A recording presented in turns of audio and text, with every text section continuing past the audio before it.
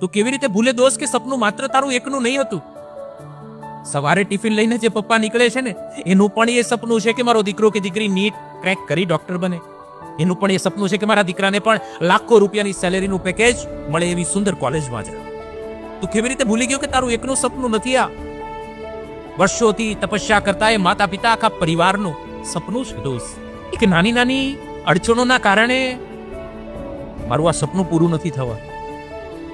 એ મિત્રોના કારણે, એ Facebook Insta જેને હું ઓળખતો પણ નથી એની સાથે હાય હેલો કરવામાં મારો જે સમય જાય છે, એ સમય મને મારા સપનાથી દૂર લઈ જશે. મારા માતા પિતાને આ સ્ટેજથી દૂર લઈ જશે. એ મારો ટાઈમ પાસ, એ ગપ્પા ગુપી, વધારે સૂવું, એ મને મારા સપનાથી દૂર લઈ જવા હશે.